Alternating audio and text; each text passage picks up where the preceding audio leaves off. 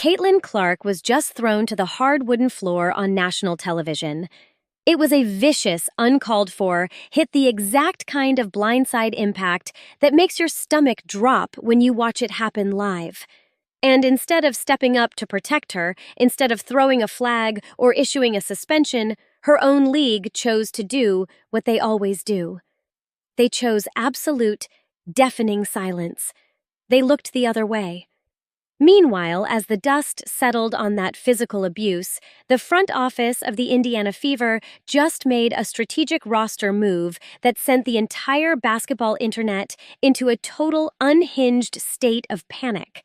Every major sports network, every talking head on television, and every casual fan scrolling through their feed is currently calling her teammate Sophie Cunningham nothing more than a glorified bodyguard.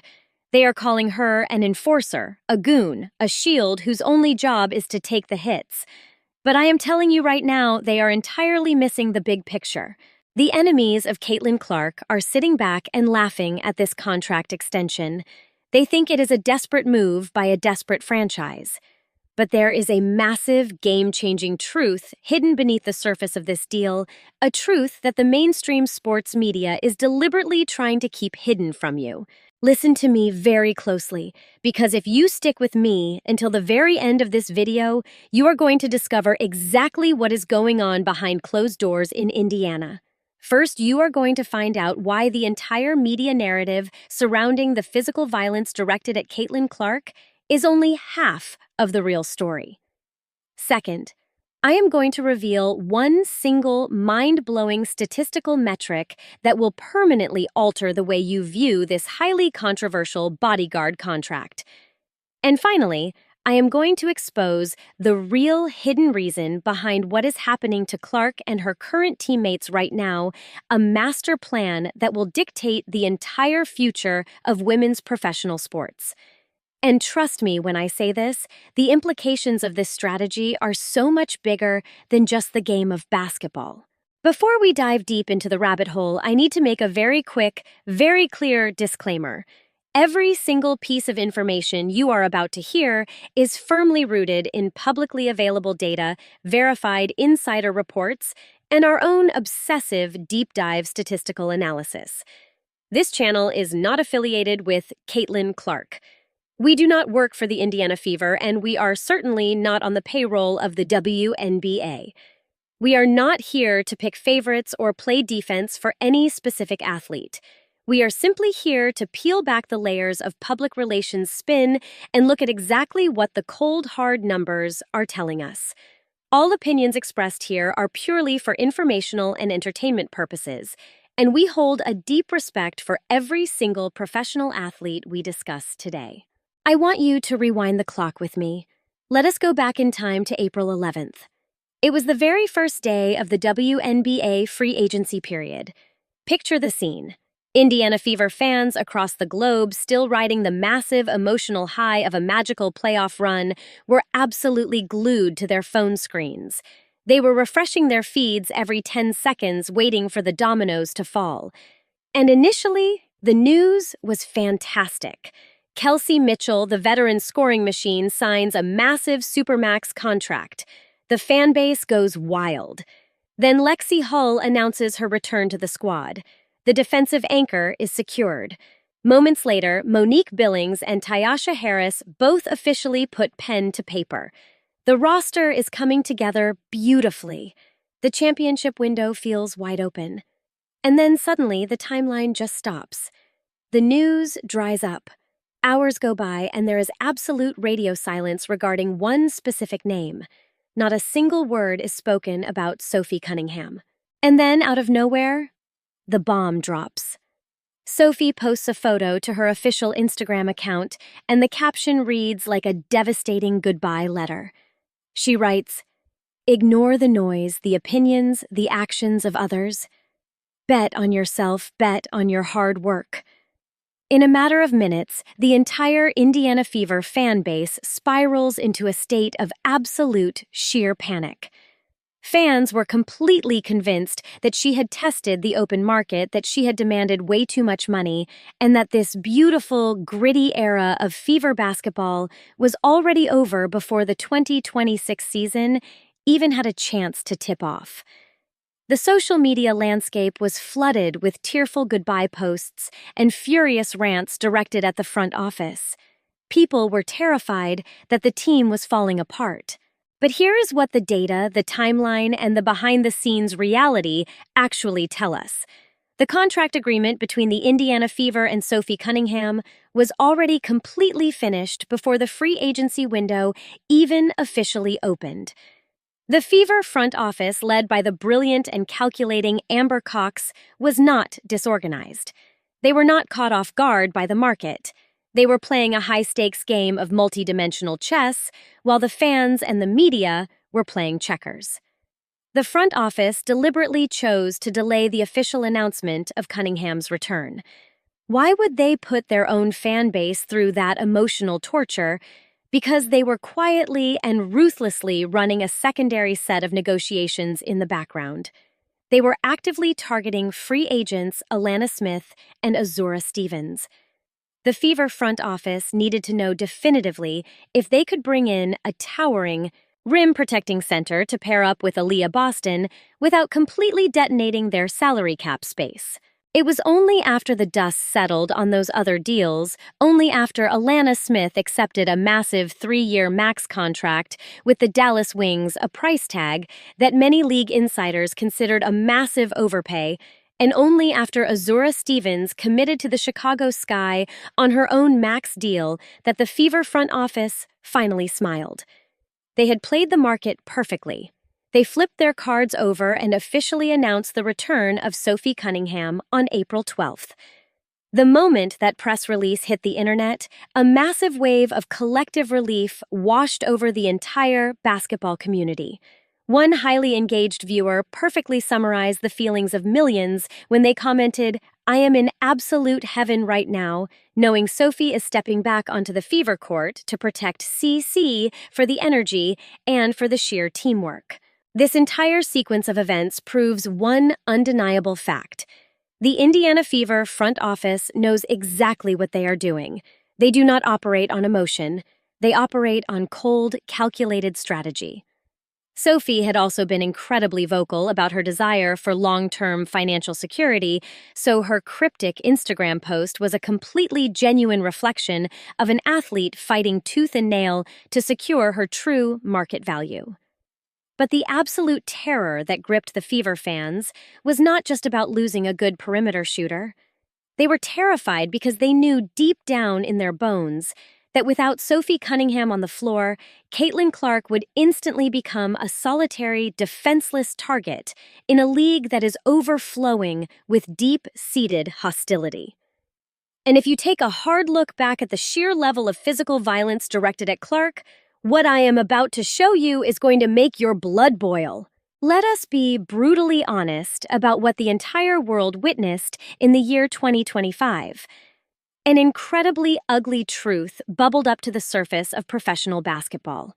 A literal physical bounty seemed to be placed squarely on the shoulders of Caitlin Clark.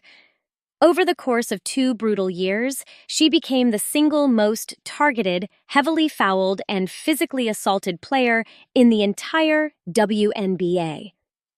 And the absolute boiling point of this violence occurred during that infamous game in June of 2025 against the Connecticut Sun. I know you remember that game. I know it is burned into your memory. The Fever were trailing by 10 points. The tension in the arena was thick enough to cut with a knife. Out of nowhere, J.C. Sheldon commits a hard intentional foul, deliberately shoving her fingers directly into the eye of Caitlin Clark. And as if that was not egregious enough, less than a second later, Marina Mabre charges in and viciously shoves Clark directly to the hardwood. And what was the response from the officials standing just feet away? They turned a blind eye. What was the response from the league office the next morning? Crickets. Total silence. You have to understand the underlying mechanics of why this happens. Clark operates one of the fastest, most lethal, and most complex offensive systems in the history of the league. Her gravity on the court is gravitational. She draws defenders toward her like a magnet, constantly creating high-speed collisions and operating in incredibly tight, congested areas of the paint that most point guards actively try to avoid. And what is the ultimate consequence of running that kind of revolutionary system? Opposing coaching staffs and veteran players quickly realized that you cannot outrun her and you cannot outshoot her. They decided that the only viable strategy to slow down the Caitlin Clark phenomenon was to use brute, physical, borderline illegal force to break her down. When the institutional rule of law on the basketball court completely fails, when the referees refuse to blow the whistle, a championship-caliber team desperately requires an enforcer. They need someone willing to administer street justice. And for the Indiana Fever, that executioner is Sophie Cunningham. I want you to go back and watch the tape of that exact same game against the Connecticut Sun. Immediately following the cheap shots on Clark Sheldon, attempted to drive to the basket for a routine layup. Cunningham did not hesitate. She closed the distance in a fraction of a second, wrapped Sheldon up mid-air, and violently wrestled her down to the floor. It was not a basketball play. It was not an accident. Cunningham knew exactly what she was doing. She willingly took the flagrant 2 penalty. She accepted the immediate ejection from the game without a single complaint. She marched off the court because she knew that a message written in blood needed to be delivered to the rest of the league. If you dare to lay a cheap hit on Caitlin Clark, there is an excruciatingly high price to pay, and Sophie Cunningham is the debt collector who will come to collect it. The loyal fan base understands this dynamic better than anyone sitting at a broadcast desk. A user by the name of Nailbanger, too, posted a comment that hit the nail right on the head, stating reducing Sophie's contributions to just being a bodyguard is an absolute crime. After she healed up from her injury, it was like CC was passing the ball straight through Sophie. Her three-point shot was absolute fire. Another passionate fan added to the conversation, saying, "Take away the instigators who constantly put a target on Clark's back while paying the referees to ignore it. We do not need a bodyguard. We need the referees to actually do their jobs and call the game by the rulebook." The psychological impact that Cunningham provides on the floor extends far beyond her physical toughness. Her willingness to throw her body into the fire gives Clark the ultimate mental freedom to play her game. It allows Clark to be relentless, to push the pace to exhausting levels, and to fearlessly absorb contact because she knows without a shadow of a doubt that Sophie Cunningham is always trailing right behind her, ready to go to war. Every single opposing roster in the league is acutely aware of this terrifying dynamic. But here is where the media narrative goes completely off the rails. Almost everyone talking about this team genuinely believes that Clark only needs Cunningham on the roster to throw punches and start fights. But if you actually buy into that shallow narrative, you have fallen headfirst into the brilliant tactical trap set by the Indiana Fever coaching staff. Because the absolute deadliest weapon in Sophie Cunningham's arsenal has absolutely nothing to do with her muscle, her grit, or her willingness to get ejected. Her true weapon lies hidden in a set of analytical numbers that are guaranteed to cause every single opposing head coach in the WNBA to lose sleep at night. Every major headline leading up to this season has branded her as a bodyguard. Even the supportive comments from her own fans lean heavily into the enforcer label. But the mainstream sports media is entirely overlooking an objective mathematical reality regarding Cunningham's elite technical skill set. I want you to completely erase the narrative from your mind and look strictly at the advanced heat maps and shooting statistics. Let us isolate a very specific window of time. From July 11th to August 15th of the 2025 season, Sophie Cunningham shot the basketball from behind the three-point line at a staggeringly efficient rate. We are talking about 53%. That is not a normal basketball statistic. That is a number you only see in a video game when you turn the difficulty down to rookie. Over that extended stretch on a minimum volume of 30 attempts, she was statistically the single greatest three-point shooter in the entire professional league.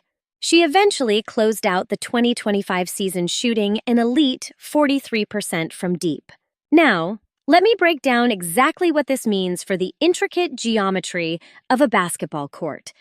It creates an unsolvable, suffocating dilemma for the opposition, a tactical nightmare commonly referred to as pick your poison.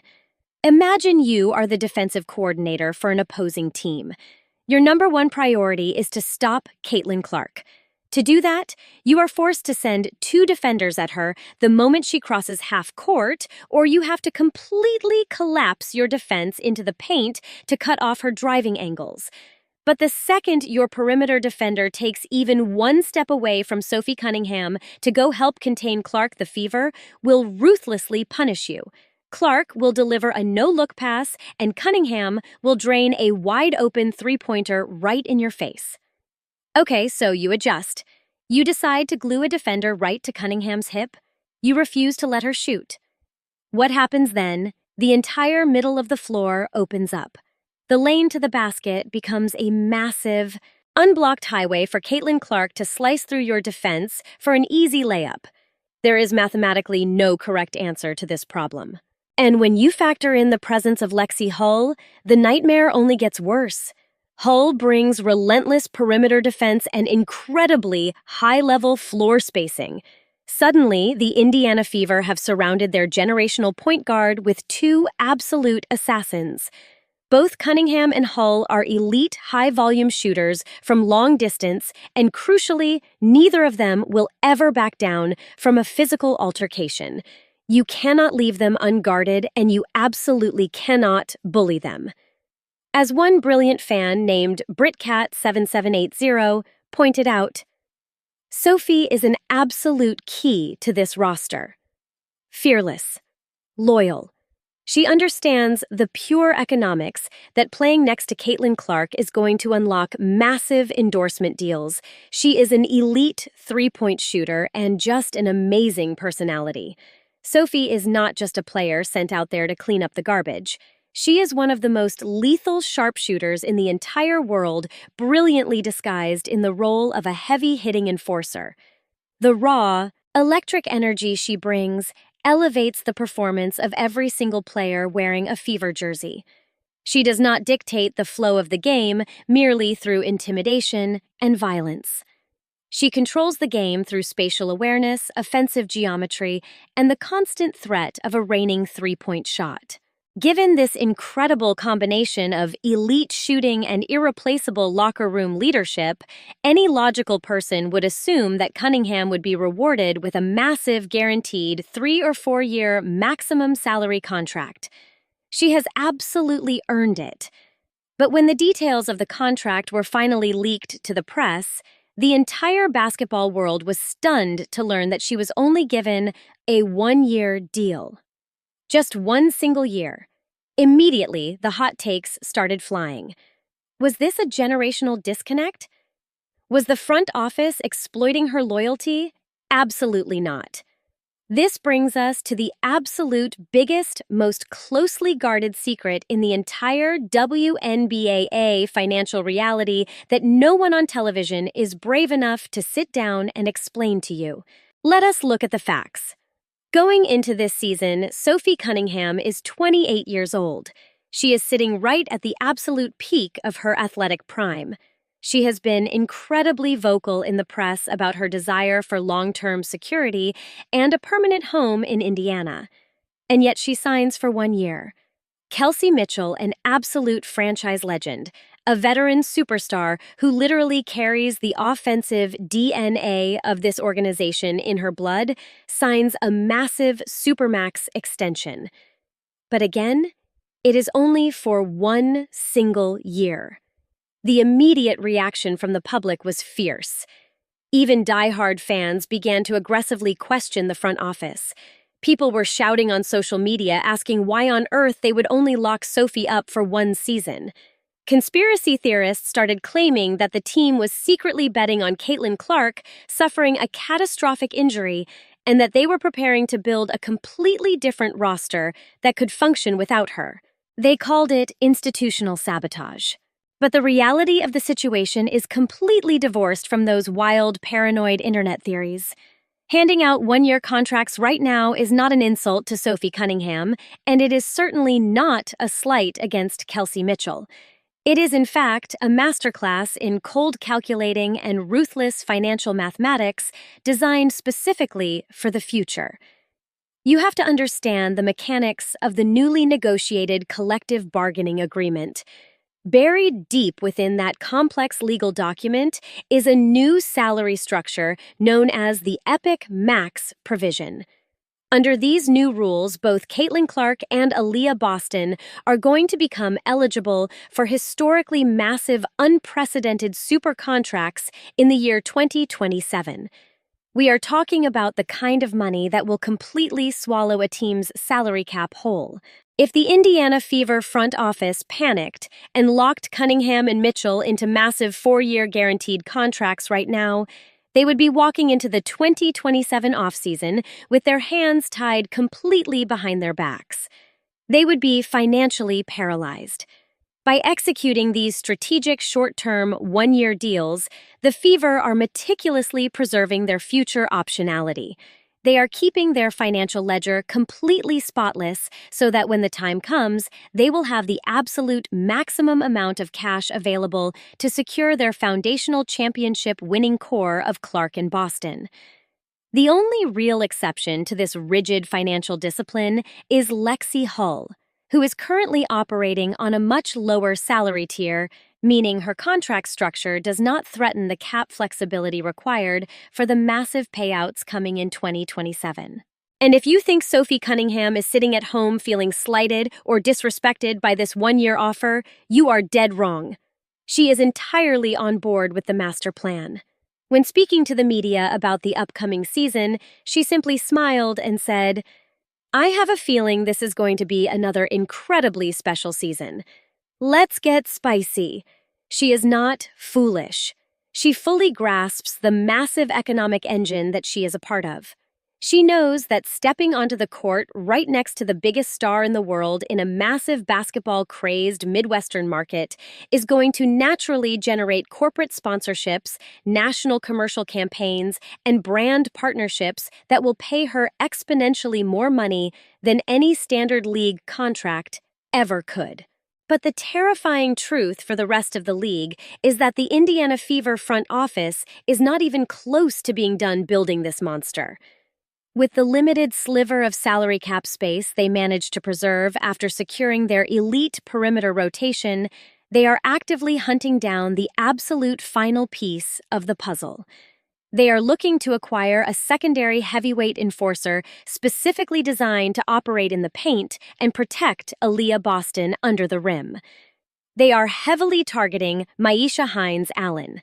If they manage to successfully execute that trade, the Indiana Fever will instantly transform from a great basketball team into a literal impenetrable fortress, dominating the perimeter with lethal shooting and brutalizing opponents in the paint with pure physical force.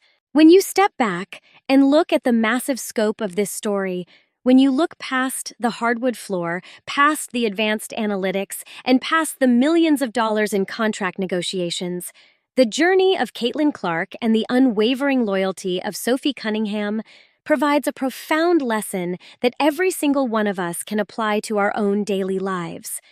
When it feels like the entire system is rigorously designed to hold you back, when you are constantly subjected to physical, cheap shots that go unpunished, when the media establishment consistently twists your narrative to tear you down, and when the veterans in your field look at your success with bitter jealousy, yet millions of people still show up to support you every single day, that is not an accident. That is not luck.